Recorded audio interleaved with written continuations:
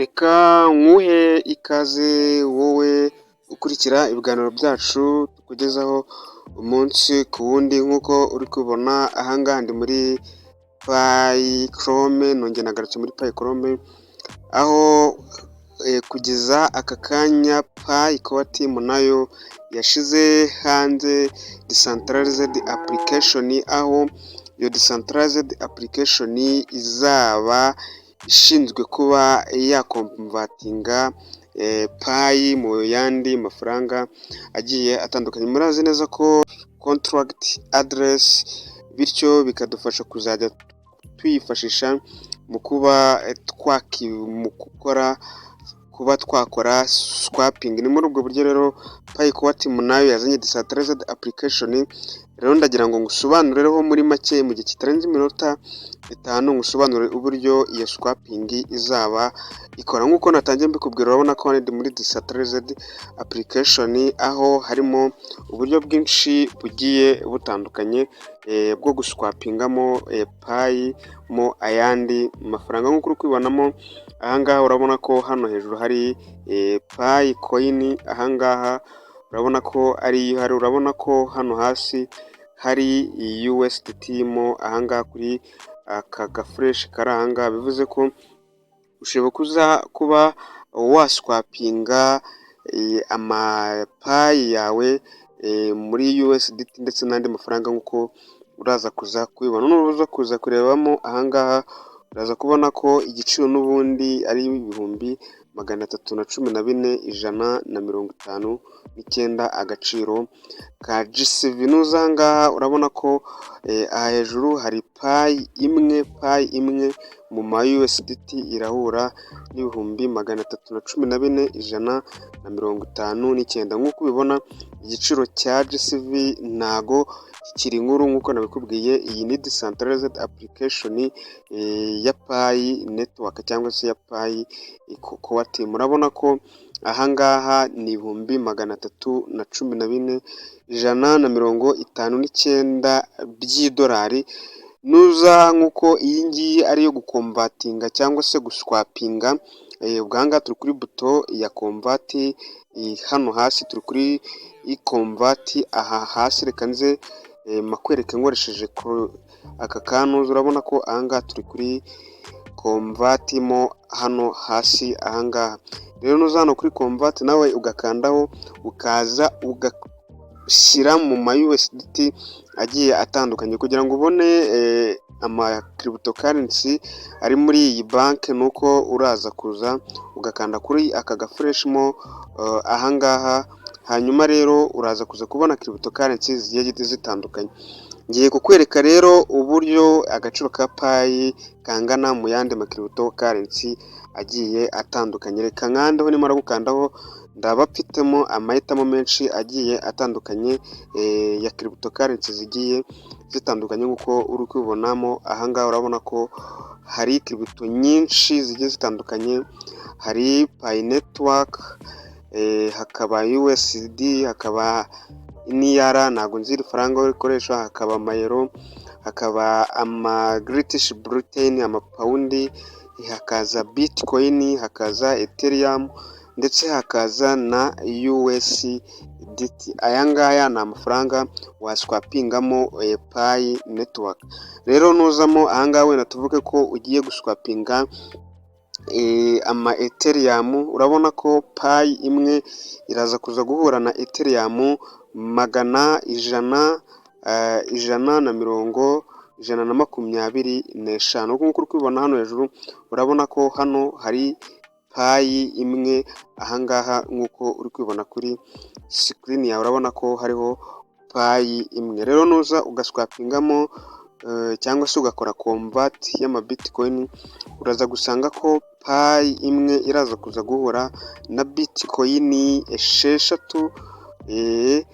Bitcoin 6 exchange rate hano hasi, nk'uko uri kugenda ubibona. Nuza ugaswapingamo cyangwa se ugakora convert mu mapawundi, uraza gusanga ko payi imwe iraza kuza guhura n'amapawundi angana uku nguku uri kubireba kuri screen yawe, arangana n'amapawundi ibihumbi 248 159. Aya ni amafaranga akoreshwa mu gihugu cy'Ubwongereza by'umwihariko. Urabona ko hano bari hasi bari guhita bavuga ko exchange ya one payi ingana na amapawundi angana uku nguku nk'uko nari maze kubikubwira. Rero waza ugakora n'ayandi agiye atandukanye, ariko aho ngaha harimo n'amayero. Aya mayero twese turayazi, urabona ko payi imwe irangana n'amayero angana uku nguku, ibihumbi 289.26. Hano exchange urabona ko ari kuri payi imwe nk'uko uri kubibona ahangaha hejuru ko ari payi cyangwa se GCV calculation nk'uko uri kubibona hano hejuru. Urabona ko n'igiciro cya payi mo ahangaha kirahari hano hejuru nk'uko uri kubibona ahangaha. Rero ushoboye kuza ukaba waswapingamo cyangwa wakombatinga agiye atandukanye uri kugaragarizwamo ahangaha. Wenda ko tuze dushyira hano ku maneyira turebe uko bingana. Urabona ko ni amamiliyoni menshi, byose bikaba biri ku gaciro ka GCV nk'uko uri kubibonamo ahangaha hasi ko mu madolari one payi coin ingana na USDT 314,159. Wibutsa ko iyi decentralized ya payi core team. Rero nk'uko ubibonye hano harimo amakiributo menshi agiye atandukanye wakomvatingamo cyangwa se ugaswapingamo payi coin zawe. Rero ugiye mu ma USDT uraza kuza gusanga ko payi n'ubundi irangana na USD ibihumbi magana kanze kiri muri USD. Urabona ko n'ubundi payi ingana n'ibihumbi 314,159 nk'uko uri kwibona kuri screen yawe. Urabona ko hano hasi bari kuvuga ko pioneers ko tugomba guserebura agaciro ka GCV nk'uko uri kubibonamo aha hasi kuri kunyakira amashusho yawe. Bari kuvuga ko pioneers celebrating GCV ibihumbi 314,159. Ibi ngibi nta handi mba ndi kubikura muri Paychrome, ntabwo aba ari ubusesenguzi umuntu aba ari gukoresha cyangwa se ubusesenguzi busanzwe. Hano barakuvuga ngo ani equivalent papayi every activity. Bivuze ko ibyo uzaba ukoresheje uri gukoresha iyi banki igihe icyo ari cyo uzaba ubikoresha uzajya wakira idolari rimwe buri transaction yose ukoze.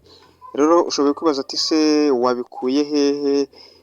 Natwe ngo tujye kubyirebera, uraza kwinjira muri Paychrome, ariko mbere yaho ndagira ngo nkwibutse nyaboneka, niba ari ubwa mbere ugeze kuri uyu murongo wacu, ko wakibuka gukanda like, ugakanda subscribe, ukibuka no gukanda share. Buriya ni ibintu bitugaragariza ko udukurikira, kandi binagufasha ko igihe twapuradinze uzajya ubona ikiganiro mu ba mbere bidasabye kugira ngo utegereze linki ivuye ahandi hantu hagiye hatandukanye. Rero uraza kwinjira muri Pi browser yawe, uraza kuza guhingukira ahantu hameze ku nguku, hanyuma uraza kuza ukande hano hasi kuri Pi apps. Numara gukanda kuri Pi apps, hanyuma uraza kuza uhingukire kuri dashboard imeze uku nguku. Uraza kuza ukanda hano kuri mainnet apps. Numara gukanda kuri mainnet apps, hanyuma rero utegerezeho gake, uraza kuza guhita uhingukira hano mu ishakiro, hanyuma uze uwandikemo ngo GCV kugira ngo byorohe. Urandikamo GCV, hanyuma rero ushakishe, hanyuma rero uraza kuza guhabwa byinshi bigiye bitandukanye, ariko urascrollinga ahagana hasi, hanyuma uraza uhitemo ngo good morning GCV, igitondo cyiza kuri GCV.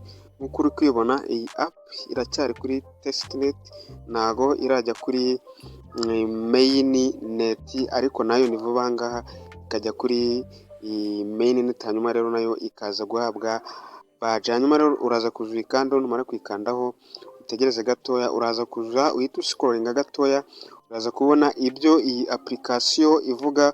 Urabona yuko n'ubundi bari kuvuga ngo we celebrate pioneers, celebrate GCV 314,159 nk'uko uri kubibona ahangaha. Hanyuma rero uraza kuza ukande kuri open app, wongere ukurikizeho kuri open app, ndi kukugayidinga kugira ngo umenye aho ibi bintu byavuye, kugira ngo nawe ube wabasha kubyikorera. Buriya aba ari byiza no gutangira kwimenyereza, kuko amahirwe menshi araza kugaragara, hari kugaragara ko agaciro ka GCV kugeza kuri uyu mwanya gasa naho kamaze kwemezwa, kuko niba Payqua Team nayo yazanye decentralized application nayo ivuga cyangwa se igishigikira GCV, ni ibigaragaza neza ko ari ikibazo cy'igihe open mainnet ikaba uraza kuza guhingukira ahantu nk'aha ngaha. Hanyuma rero uraza gusanga hameze uku nguku, bakubwira ngo welcome to Global Pi Network Pioneers celebrating GCV, celebrating as pioneers, welcome to Global Pi Network Pioneers celebrating as 314,159 GCV, your gateway to decentralized market, social futures and global commerce. Bari kukubwira ko ugomba kwishimira GCV 314,159 bigufasha kuba wajya ku isoko, ndetse n'izindi features ikoranabuhanga zigezweho, ndetse no kuba wahaha aho waba uherereye ku isi hose. Nk'uko ubibona hano harimo akajambo ka decentralized, uri kukabonamo ako kajambo ka decentralized, bivuze yuko dutegereje smart contract izajya idufasha kuba twakora swap y'amapayi coin yacu dufite, kuko iyi ngiyi ntabwo izajya kuri CEX cyangwa se decentralized exchange, ahubwo izaba kuri DEX decentralized exchange, bivuze ko izaguma ibe iri mu ma wallet. Ugire ibihe byiza, tubane mu zindi video. Ciao.